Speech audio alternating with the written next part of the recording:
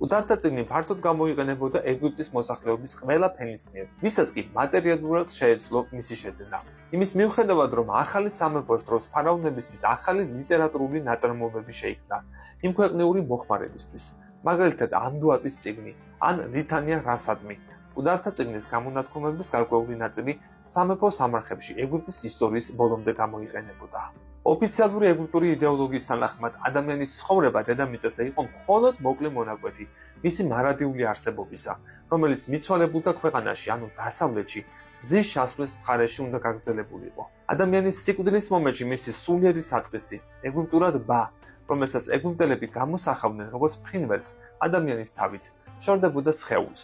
ხოლო სხეულისა და სულის თავიდან შეერთების შემდეგ იყო შესაძლებელი ადამიანის მშვიდობიანი მოგზაურობა იალუს მინდვრებისკენ, რაც ძველ ეგვიპტეში სამოთხის ექვივალენტს წარმოადგენდა.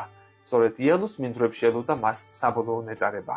მაგრამ სხეულისა და სულის შეერთებამდე მიცვალებულს უნდა გაევლო ოსირისის, მიცვალებულთა მეუფის სამსჯავრო, რადგან ეგვიპტური წარმოდგენების თანახმად საბოლოო ნეტარების მიღწევა შეეძლო მხოლოდ იმას, ვინც უცოდველად და კეთილად გაატარა თავისი დედამიწაზე ცხოვრების წლები.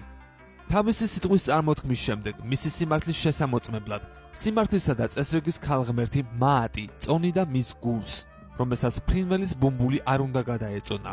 წინააღმდეგ შემთხვევაში მას ერთ-ერთი დემონი შთანთქავდა. აღსანიშნავია, რომ ძველი აღმოსავლეთის არცერთ რელიგიაში არ არსებობდა ამგვარი წარმოდგენები, რომლებსაც შემდეგ ქრისტიანულ რელიგიაში ვხვდებით და რომელთა მიხედვით ადამიანის დედამიწაზე გატარებული წლების დროს გარკვეული ეთიკური და მორალური ნორმების დაცვა იყო საწინდარი მისი სამუდამო განცხვომისა სიკვდილის შემდეგ. ახლა კი ვსაუბრობ ერთ ძალიან საინტერესო ვერსიაზე. მოგზაურობა იმ ქვეყნად, ეგვიპტელი ჰენეფერის მიერ გადაწერილი მიცვალებულთა წიგნის მიხედვით. წიგნი გარდაცვლის ასწავლიდა, როგორ უნდა მოქცეულიყო იმ ქვეყნად და ლერწმის ველისკენ მოგზაურობის სხვადასხვა ეტაპს აჩვენებდა. ეგვიპტელი ფარაონების სხვადასხვა დინასტიურ პერიოდში იმ ქვეყნიურ ცხოვრებაზე წარმოდგენები ერთმანეთისგან განსხვავდებოდა. თავდაპირველად მიაჩნდათ, რომ მხოლოდ მეფეს ჰქონდა ძლიერი სული და მხოლოდ მას შეეძლო ღმერთებთან ცხოვრება.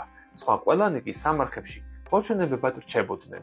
შუა სამეფოს პერიოდში იმ ქვეყნიურ ცხოვრებაზე წარმოდგენები უფრო დემოკრატიული გახდა, რაც უფრო ხანგრძლივი იყო დაკრძალვის რიტუალი.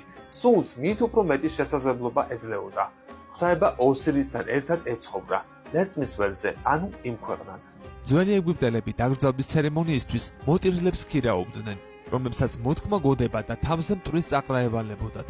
ქურუმი პირის გახსნის ცერემონიას სამარხის შესასვლელთან ატარებდა. მუმიის სახეს სარიტუალო წმინდა საგნით ეხებოდა. ეს ცერემონიალი ეხმარებოდა გარდაცვლილი სულს, სიცოცხლის დაბრუნებას.